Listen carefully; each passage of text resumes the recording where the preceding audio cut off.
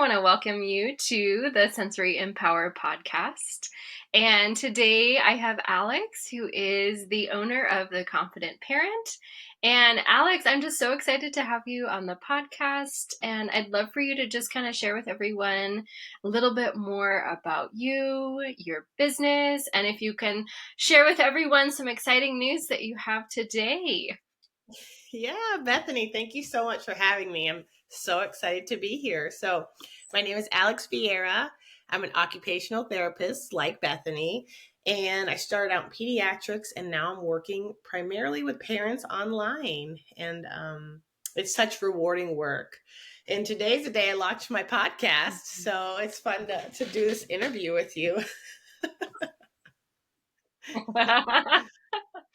We're celebrating as we both adventure into podcasting world with learning. There's so much learning with being able to share in this space of podcasting. So I'm just having so many congratulations towards you, Alex. And I'm just so excited to get started and nerd out and talk about overstimulation and nervous system and holistic tools that maybe might be tools that would be helpful for listeners that are listening in today. Yes.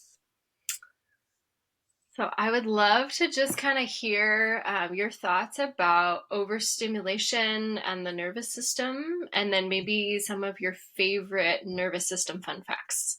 I know you said you've got some such intrigue, as do I, in this subject. So just kind of any thoughts that you have about overstimulation in our day-to-day world, how it impacts our nervous system, and any fun facts that you may have that you want to share. Yeah. So a fun fact, I had to write it down because I was like, what is it? So our nervous system has hundreds of billions of neurons, right? Specifically just in the brain. And that's more cells than there are stars in the Milky Way. Wild. I don't know. That just blows my mind. I just have the visual of like how intricate our brain and our nervous system is. It's amazing. It's amazing. And we're going to be just unpacking a tiny bit of the nervous system today. So that blows my mind. Yes. So talking about overstimulation, I feel like every parent, right? We work with parents specifically, are like, yes, overstimulation. They don't need a definition of it. They just hear the word and they're like, yes, I have that. So, and I love the cup analogy. I know most of us OTs use that cup analogy. So our sensory system is so closely linked to our nervous system. And I think of our sensory system as a cup, right? And we have 8 senses. And when there's too much input coming into the cup can overflow. And then that is like just sensory overload. And that sends our nervous system into a fight or flight response. And then we're yelling at the kids, and then we're losing it. And then we're trying to zone out on our phone because we can't handle the stressful environment.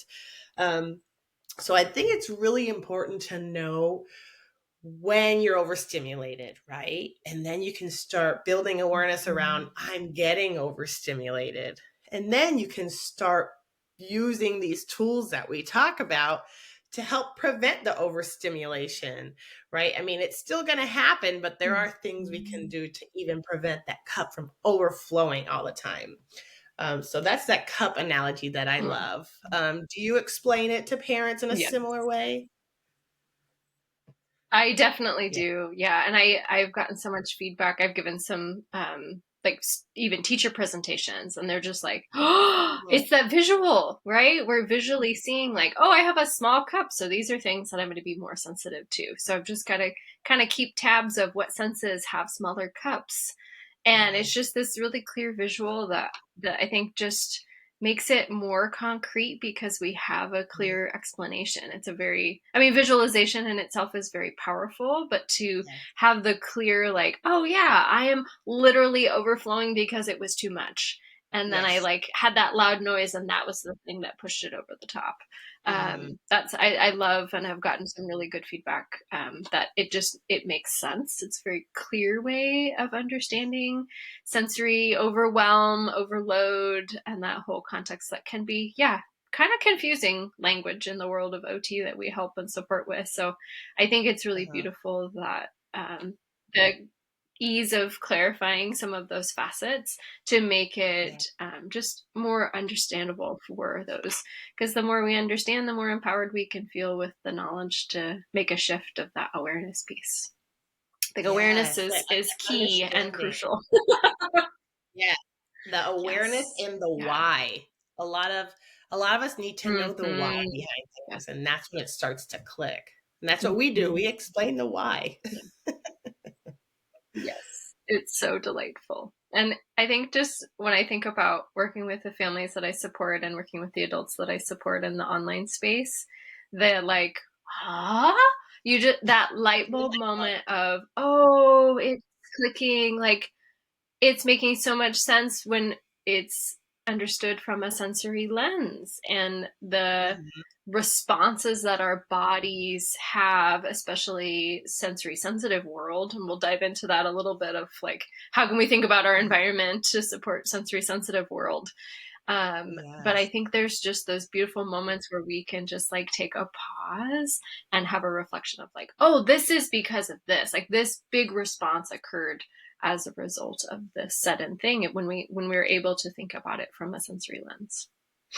Yes. Yeah, It's and I like how very you said, we can think about sensory processing and, sensory overload is one big cup, but each of your senses have different size cups. So mhm, I think you and I both have a very mhm, small cup for auditory input, right? Like we don't need that much noise. It could just be the background noise, people talking, a loud, yep, unexpected noise, and that cup overflows very mhm, quickly.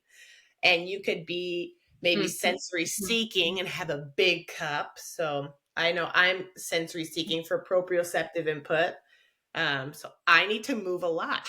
My movement may be Yes. distracting to others, but my body needs to move all the time because it's trying to regulate itself. I was that kid that was always Yes. getting yelled at because I could not sit still, and I still can't. So I've never had a job.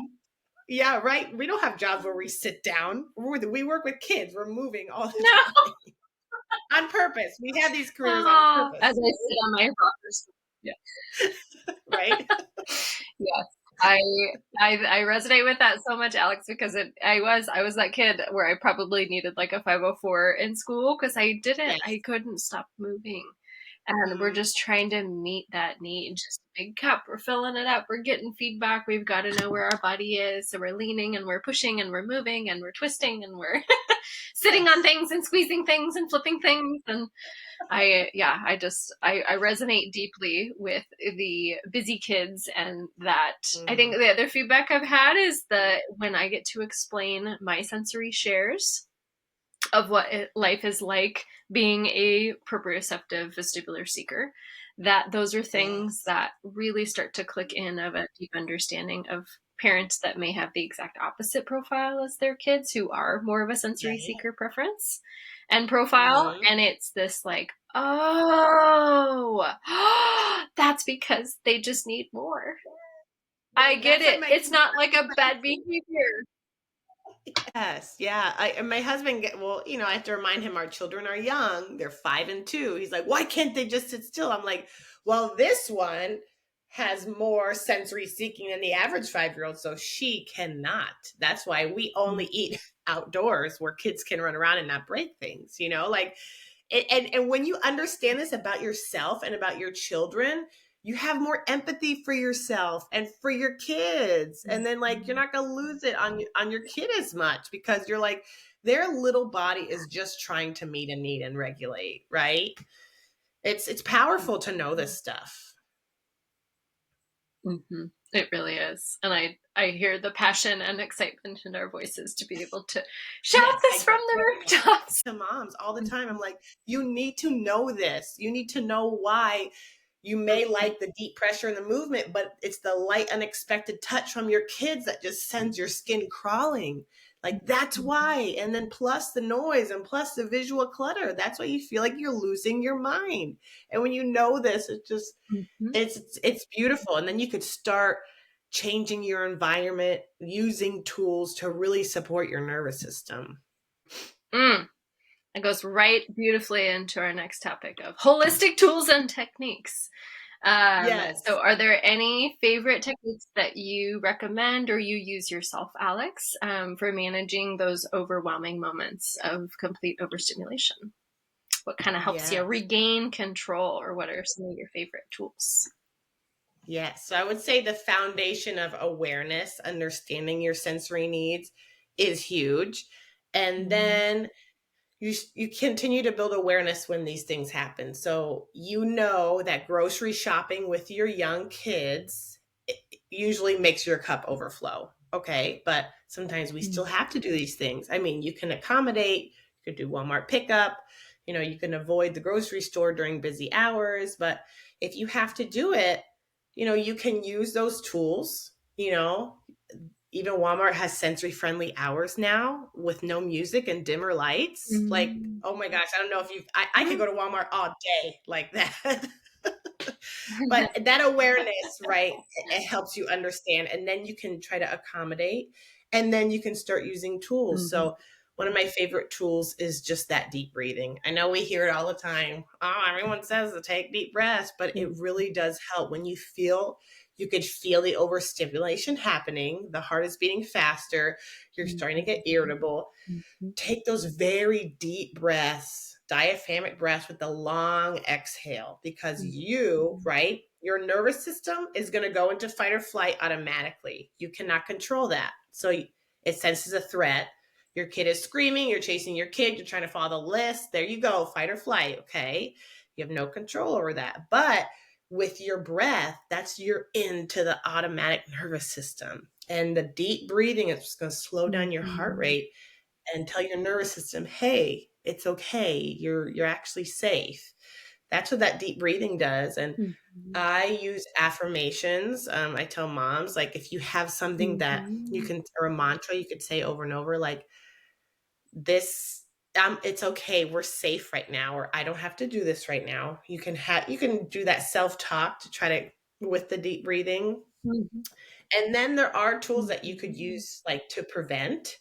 So you can make sure whatever you were doing before the overstimulating event was, maybe it was quiet time, sensory break, or you got your exercise in, or something that kind of takes fluid out of that cup. I feel like a lot of it, Mhm. after you have that awareness and that foundation, a lot of it can be prevention, but it has to happen consistently, right? Your habits are huge, Mhm.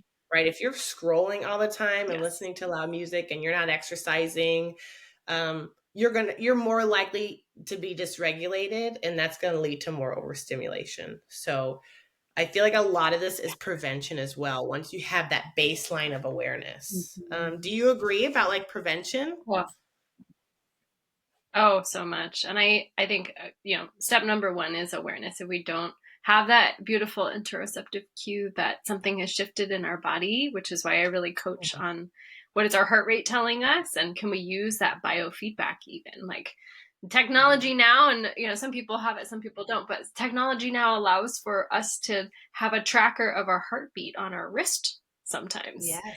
if that is something that you have. And so that, like, what numbers are saying something, data is showing something has shifted. And that kind of like biofeedback way of thinking about, oh, there's a precursor, something's happening, something's changing. Or just Yes. even, I'm placing my hand on my heart and then getting that internal body cue of my heart is starting to Yes. race, that means something is shifting. Just that piece of Mhm. awareness, that in itself, I think, can be so deeply powerful for supporting Yeah. that precursor before. So that's Mhm. that prevention of just bringing awareness to. And I think nourishing our system. I mean, you talk about exercise and having those calm breaks and having those moments of reset. Like, we're just Mhm. nourishing our system to allow for it to be working at its best capacity by giving it exercise and releasing anything we need. I love Mhm. doing somatic release and dancing in the morning to not necessarily very loud music, but music that has a really cool beat to it. And that's Yes. like one of my go-to morning routines, or going and sitting outside in the sun and having a mindful sip of coffee. Mhm. Those like prep activities I think prevention is so crucial, but we have to have the awareness of like something has changed. Alert, alert, alert. So that piece of awareness, I think, is like number one. Yeah, number one. I love that you said that. So Like, yeah, if yeah, you're struggling powerful. to, yeah, and a lot of us are living or were living in a state of just kind of autopilot or even forgetfulness. Like we are not connected with our body. Mhm. We don't realize we're overstimulated and in fight or flight until after we lose it on our kids, you know, and then we're like, oh crap. And then we feel super guilty. But yeah, that's where the awareness and the connection with your body is so important. So you can start building, you know, and realizing maybe that precursor of, you know, this cup is going to overflow, you know, if I don't do something, Mhm. right? If I don't use one of these tools. Yeah. And I think there's such beauty in thinking about our breath rate and how it can change. I think that's another piece of awareness I coach on a lot too, is the power of breath work, either for alerting or calming. But in these specific moments of overstimulation, we're definitely going with the longer breath. How do we release? How do we notice and have that, vagal toning and all of those lovely activities? And um, Mhm. along with that breathing piece, I love just teaching like, gargling or humming your favorite song, just like vagal toning activities, self massage, those sorts of things that can kind of help as that prevention technique too, of just like, we're just saying hello, little vagal nerve. You're doing good. You're all right. Hi, friend. Like, just even bringing attention and acknowledgement to the vagal nerve, I think, can be just a beautiful way of, just sharing some extra love with our body. And I think it really brings us back into our bodies, because Mhm. autopilot is something that I see happening very, very often. It's Mhm. just like gotta do, gotta do, gotta do, and we're in this like critical analysis to where we're not able Mhm. to have ease in being able to think about the responses. It's just a reactionary response that kicks in from our nervous system. Mhm. And I think just this piece of self love, self compassion, and acknowledgement of like, yeah, I'm just really thinking about the things that my system might need today. What is it that I need today? How can I prepare my system? And I think that like prevention piece, and because it's just such a beautiful topic you brought up, Alex, of thinking about the things that we can do prior to. So if we know we're headed to, like you gave the example of going to the store, might be an Mhm. overstimulating experience. If you know that you're headed to go do a higher level activity of, instrumental activity of daily living, maybe, where you're needing to really activate frontal lobe, we've got to think through these tasks. Are there extra nourishing things that you can do prior to prepare your Mhm. system? And that kind of goes into like even creating a sensory friendly environment in your home. Like, do you have a space that you use, Alex? Is it outdoors or indoors, or a space that you use that kind of is your like go to chill spot? And if so, if you could share with the listeners, like why you've created it as your chill spot and maybe what you have in it to nourish your system. Yeah. So I have a small house and even we've so you know I'm overstimulated easily by visual clutter. So I don't want to be that mom who's Mm. always cleaning because like just a few toys on the floor is a lot and then you're bumping into them. So then there goes you're Mhm. overstimulated by the touch and so we go Mhm. outside a lot because my backyard, I live in the mountains of North Carolina, it's just trees. For Mm. example, yesterday, me and my kids, we all slept horribly and we were really cranky. I'm like, it is too late to nap. And we were all just yelling at each other. I'm like, we're going outside right now. She's like, I don't have shoes. I'm like, we're going outside. And just, I would say if you have a kid, it almost always works. If you feel like you're losing it or your kid is, just go outside. Unless you live in the middle of New York City, then maybe not, but it is quiet. There's less, you know, Mm. like just the colors are calming to our nervous system. It's quiet, the birds. Mm. That is our go-to, being outside. And then our garage is kind of Mhm. like a gym. So movement is really important to me and my children. And we went Mhm. for a walk. We did our obstacle courses and lifted heavy weights, and we were brand new afterwards. But yeah, What a I beautiful would definitely say yeah. I would say if you do get overstimulated easily by noise and touch and you live in a small place, I mean it could definitely that environment could be overstimulating. So decluttering your house, having quiet time, not having the TV on in Mhm. the background. A lot of people like that. I mean, you may like it, maybe comforting, Mhm. but it can be overstimulating you, or trying to play some good music, maybe frequency music or calming music. So, and sensory Mhm. input is cumulative. We have to remember that. So, as the day goes on, the cup slowly fills up. So, make sure throughout the day you have those little breaks of maybe going outside or quiet time to prevent the cup from overflowing.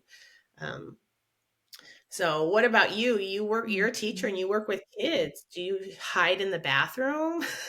How do you take your breaks?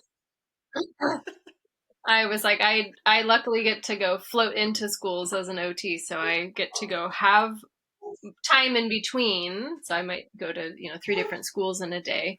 And then when Oh, I'm, great. working with my clients, I always prepare my system before. So there's always this like visualization I have of if I'm walking into a house to support a family, if I'm walking into a classroom to support the students, I am pausing and checking my system and having a mindful moment prior to entering the room. So even if I'm like, Mhm.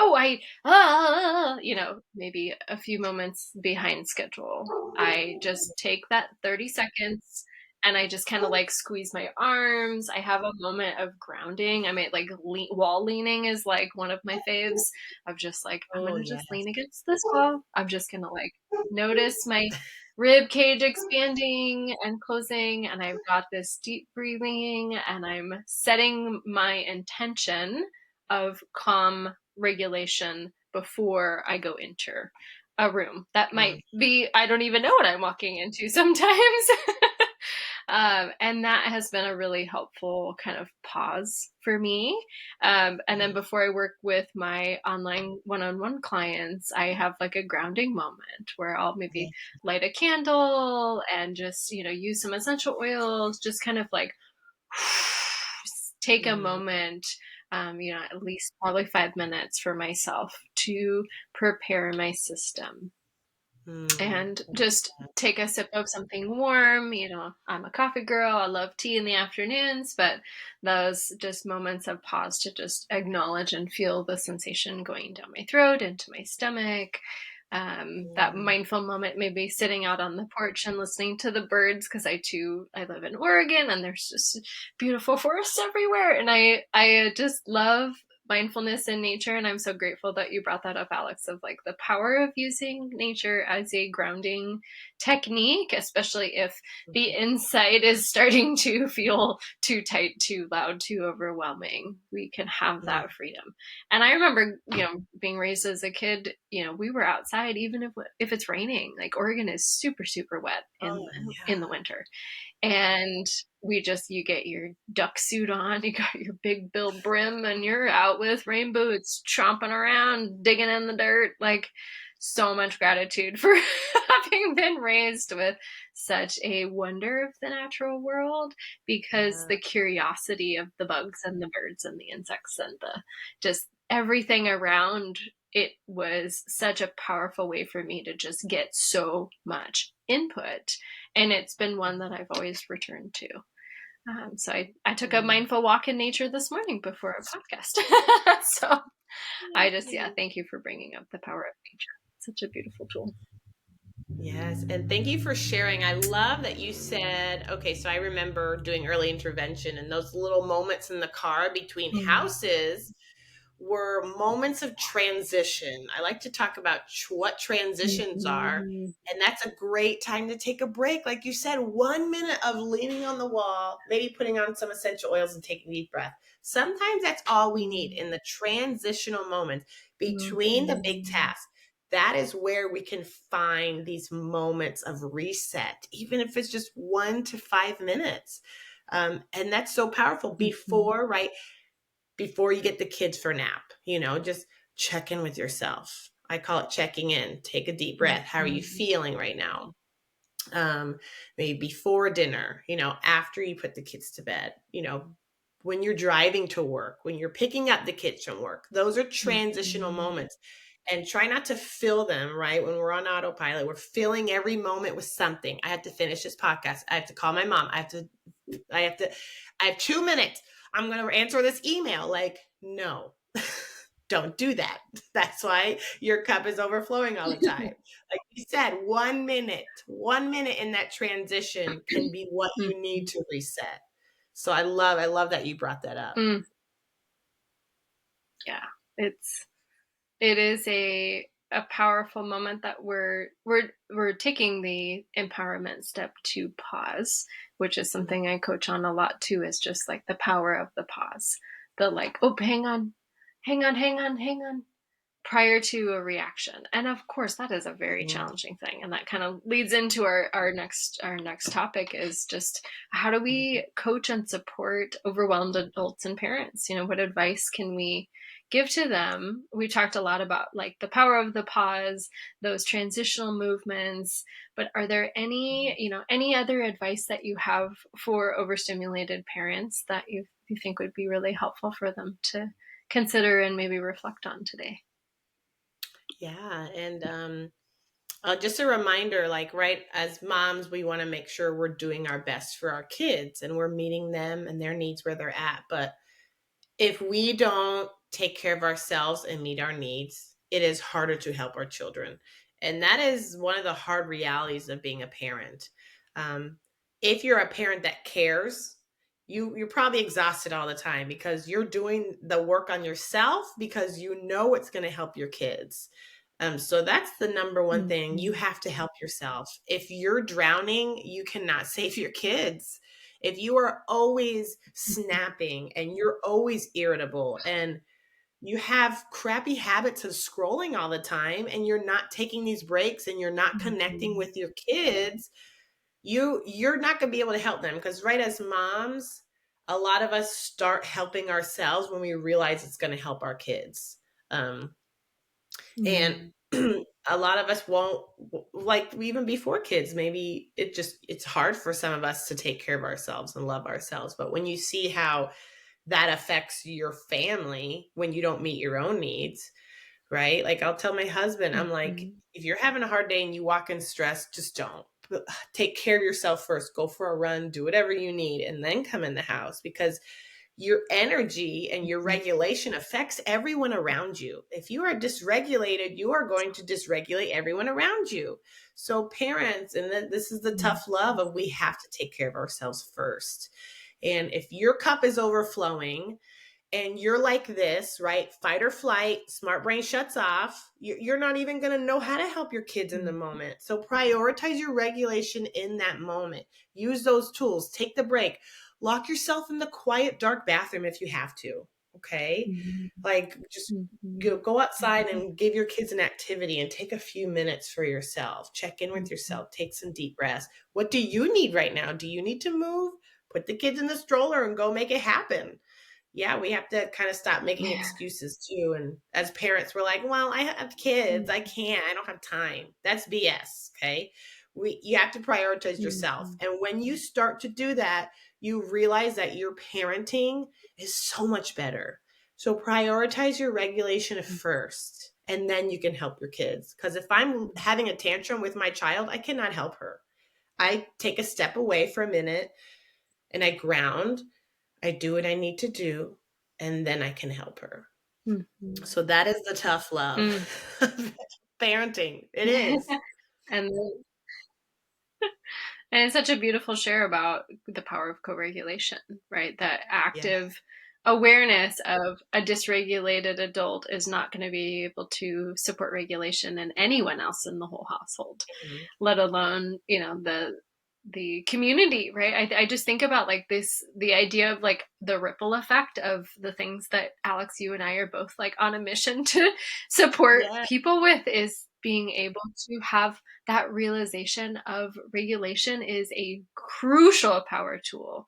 And Mhm. it is the ripple effect of how regulation can then shift, support, and, just really support the community of being Mhm. more regulated. The more regulated people we have around the world, the less reactive and, intense things might be. The more love there Yeah. can be in the world, the more self-compassion allows for compassion towards others, which then just Mhm. everyone feels seen and heard and understood, and we're less charged as a society. And that, I know, is like Mhm. a big huge like eagle I love vision, but it. I mean, I hear your passion, and I hope my passion is coming through too, of just like, these are things we could all do together, you guys. Like, we could do this. It's like a Come piece on, guys. of deep empowerment. Yeah. Yes. Yes, I love it. That's how you change the world. It starts with you, okay? And it starts with your home, Yeah. right? If you have the tools, Yes. right? We're human. Parents are human. My kid sees me trying to regulate. Mhm. Like I clench my Mhm. fists and I start taking my deep breaths, and my kids give me that look. They're like, okay, mama's trying her best right now. And then I'll say, I need a minute. Mhm. And I'm Mhm. human. They see me Mhm. having the human moment. They Yeah, see me trying to regulate. And then they see that absolutely. it's perfect for Mhm. modeling. So I'm doing this work. I'm teaching my Yes. children this work, and God knows the impact that they're going to make. So it starts with us. Like you said, it's the Mhm. ripple effect. And I think it's that like in the moment demonstration, I think can be so Mhm. crucial. And I've really done a lot of coaching with families about, if you are starting to get dysregulated, can you move just into the other room? And of course, if there is a following of the children into the other room, to keep asking, are there Mhm. things that you can explain? Hey, I'm starting to get overwhelmed. Things are too loud right now. So I went Mhm. in here to go listen to this music. I'm going to go do this mundane task of thinking about the warm water on my hands as I maybe put a few dishes in the dishwasher or hand wash a Mhm. few dishes, or go grab soda water. I love seltzer water and making fancy seltzer waters. So I'll, go, make a soda stream and get that pushing heavy work in, and then add my favorite citrus flavor to it. And just those moments where we can take action to find something that will be a Mhm. very clear tool, but we can explain it the whole time. So, oh, I'm doing this Yes. because I'm starting to feel overwhelmed. Things are getting too loud. I need to go take a Mhm. break, listen to my own music. And I just, receive a lot of beautiful feedback from families of like, that was really a game changer to explain why I was doing what I was doing. And that beautiful modeling of, I'm working on it right now and that's okay. Like, I'm demonstrating Mhm. mom needs to go take a tool too, right? I'm going to go take this break. And it is so beautiful to have that clear explanation in the moment. Um, Mhm. it's not always possible, of course, but I think those practice moments and being able to express the whys behind an action of Mhm. removing and moving away, holding hands in a fist, taking deep breaths. I'm just Mhm. starting to feel overwhelmed. And we're being very Mhm. authentic with the true feeling, which makes it a lot easier for children as they're learning their emotions to be like, Mhm. oh, that matches, instead of the I'm fine. And it is not a Right. match. And it's very confusing for little brains to try to understand. So Yes. I think it's just this beautiful piece of just expression. Yeah, we're authentically expressing ourselves and then clarifying, hey, I'm feeling this thing and here I am using this tool Yep. and look at me now. Like Yeah. it's an observation of the transformation. Yeah, Mhm. it's It's beautiful. powerful. And, working Very with beautiful. especially younger kids, you can't be like, "Okay, do this," and you'll feel better.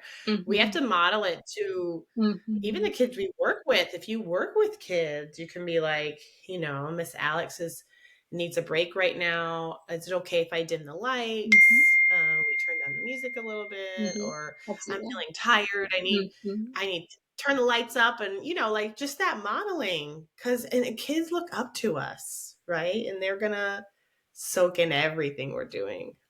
So modeling all Yes. the time, because kids are gonna copy everything we do, especially our children. I had a moment the other day. Yes.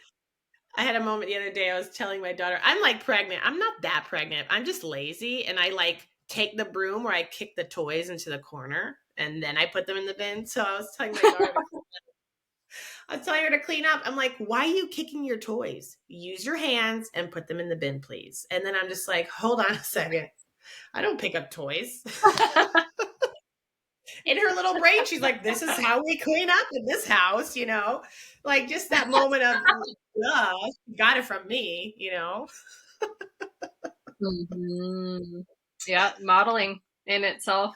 It is, yeah, it Yeah. goes back to even like the visual cues, right? Like there's so many visuals that we have throughout our day where we just kind of pick up these ways of doing things. And, I think too, even when working with families who have maybe explained that in their families, they Mhm, have had a lot of like yelling experiences, and those mhm, loud noises were constant. There was stress, there was financial instability, there was mhm, dysregulation in the entire family unit that they grew up in.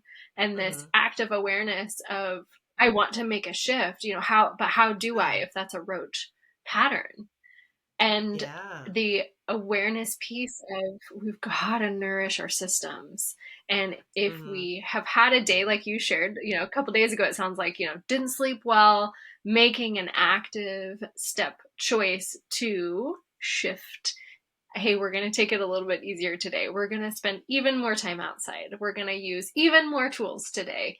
Because, yeah, there's some mhm, days where we wake up and we didn't sleep well and things are really stressful and things have maybe felt uncomfortable in our body, gut stuff or headaches or whatever it might be. Those cues from our body are mhm, making our cup size even smaller. mhm, Can we find those nourishing spaces and nourishing tools to just support us to the best of the capacity that we can for that day, knowing that we're just a little off?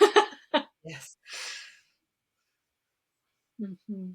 Yeah, thank you for that. Mm-hmm. In that, yeah, the interoception, which is such an important sense that people don't even know we Mm-hmm. have. When I'm like, we have 8 senses, people are like, what? I'm like, yeah. Interoception's an important one. What's going on in my body right now? Sometimes we don't even know. I have a headache. Well, Mm-hmm. maybe because I didn't sleep. Maybe I'm dehydrated. Like, just yeah, the problem Mm-hmm. solving too. Yeah. Mm-hmm. Yeah, I had this fun. I have a monthly membership where I support adults that are sensory sensitive and overwhelmed, and I always have like a little piece of education. And so we did one on hunger, hanger, and angry, and the Ooh, three differences of how we can start to identify and tease out what body traits we might be noticing. ooh, I love that. That a lot of things, anger, a lot of it is like cheeks and head awareness of who maybe temperature is increasing and heart rate is Hmm. increasing, and hunger is very much going to be in our stomach, also in our head, but maybe more of that cue from our stomach of tightness and Hmm. growling. And can we bring attunement to that and then try to solve the problem by having a power snack? Whatever your system is needing.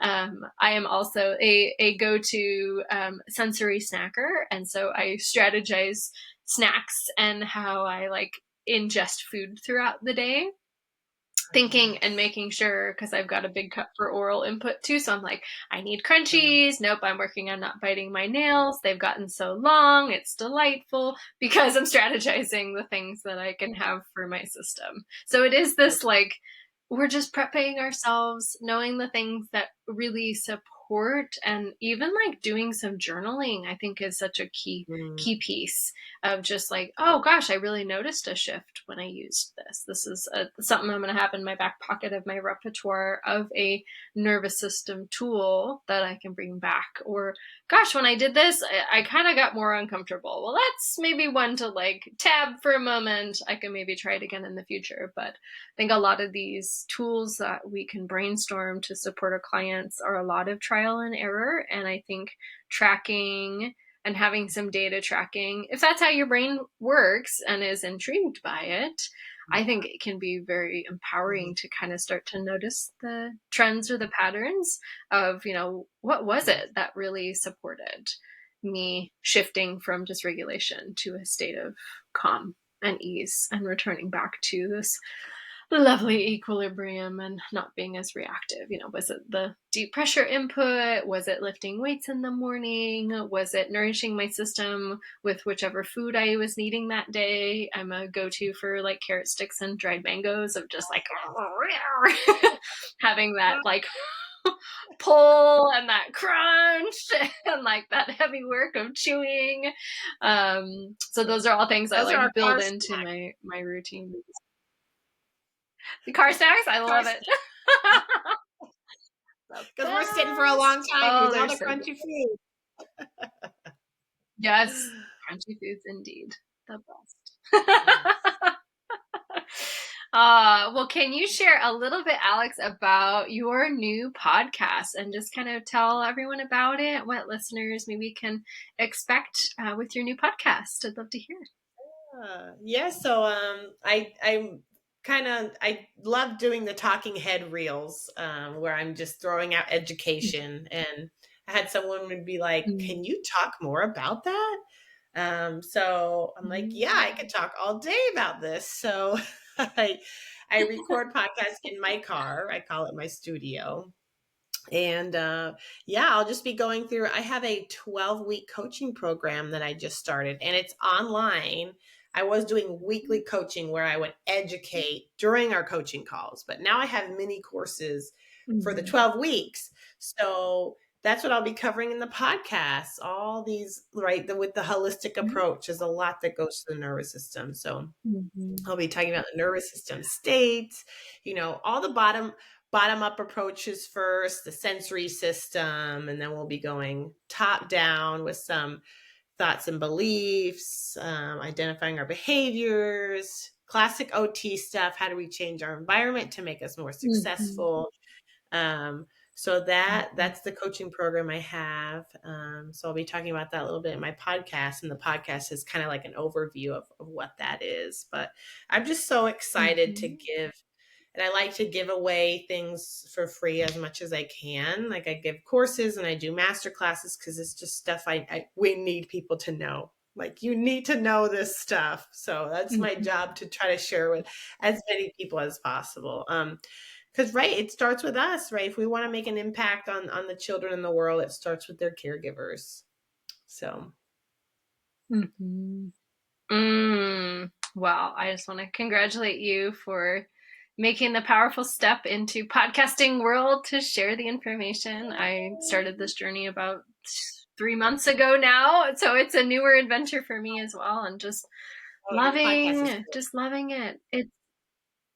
Thank you. It's just so fun to just be able to share, right? I don't ever want to keep this information. And of course, Alex and I both have businesses, so if either of you are interested, right, we can do some collaborations together in the future. I love this beautiful collaboration today of being able to highlight each other's businesses and insights and our beliefs. And Mhm. being OTs is just so fun. It's such a Yes. fun job where we get to, I think, actively step into meeting our own sensory needs, even through the work that we get to do, and sharing our sensory stories and talking about our own nervous system experiences, and how those deep, authentic shares really just bring light to experiences of humanness, and being able to have those just like, I see you, you're not alone. We are too experiencing these moments. And also, here's the things that we've found to deeply support our system: helping with improved sleep, helping with our ability to move through our workday with less like heart racing experiences where we're moving into states of reactivity instead of responsivity. So I just, thank you so much, Alex, for being on my podcast today. And I think there's just a delight. And I have one final question about where do you see the future of occupational therapists going with supporting those that might be having sensory processing difficulties? Of just kind of like future ideas of where our profession might be headed. Yes. Oh, so I tell people, if you have never worked with an OT, I think you should, whether it's you or your children, because we have a skill set. We understand the whole person and how the environment works and how we can help people develop skills, but also adapt the environment to make them successful. Like, especially when we talk about our neurodivergent friends, especially kids with autism, or if you have ADHD, you can change your environment to make you more successful. And that's what us OTs do. We understand the nervous system and the sensory system. And I think our career, I know they're trying to make it a doctorate degree. I don't know how you feel about that, but we need more OTs. And yeah, we can talk about that later. But I think there needs to be a bigger supporting postpartum moms, because they need to understand that their nervous system is changing. A lot of moms after they have kids are like, what is happening to me? I would love to see, more support for women in the postpartum space. That's my goal. Like, how do I get into these mom groups in the hospitals and educate the moms, like right after the birthing class, be like, hold on, let me tell you something about what's going to happen after, because that's so important. And I think we can fit into that space of what, 1 in 5, 1 in 6 moms have postpartum depression, anxiety. That's the nervous system, right? And that's where we can come in and help. So I would love to see more OTs in the postpartum space for sure. And I am delightful to share that I am in that space as well. I'm a co-founder of the Baby No program, and our belief is early intervention, and that is birth to 12 months, education, but I lead the mindfulness sections, and we have affirmations, and we have shares of parent tools, tips, learning about your baby's coos and sounds, and this empowerment piece with knowledge, but also the heart and that spiritual connection of knowing that your baby is very in tuned. And how do you support your nourish system with mindfulness and regulation supports in that first year of your baby's life? And I too feel that that is deeply crucial and can be an area where I think flourishing in the ability to support and shift. And I think, shouting to the rooftops that it's not just like you go have your baby and then you're good. Like there could be an OT referral right at discharge to support with postpartum and education, and just building in those routines, building in those abilities to have those moments of pause when sleep is totally shifted and nervous system state and body hormonal, everything is just shifted in those moments, period, following. I think it's just, what a beautiful reflection point. So I just love our missions. It's just so exciting, like just to chat with OTs and be able to hear their stories. And, I think in general, so many OTs that I've worked with and met are just like this deep passion to share and support and educate and empower. And it is just, I wake up every morning just having so much gratitude to be able to be doing what I'm doing. So thank you, Alex, for sharing everything of what you're doing and being able to support. And if people want to know more, is, Instagram the best way to find you, or what would be your preferred social handles where people can find you and learn a little bit more? Yeah, definitely Instagram or Facebook. Just message me, and I just love to connect. I also have a Facebook group called Road Mm-hmm. to Regulation, where I think there's 115 of us, and I like to just talk about the real Oh, stuff. So it's a community where we can support each other yeah. as well. Beautiful. Beautiful. Thank you so Well, much, thank you so much, Bethany. Alex, for joining. Yes, I appreciate it. And we'll keep in touch. And congratulations again on the launch of your podcast. It's very Thank exciting. you. Thank you for having me.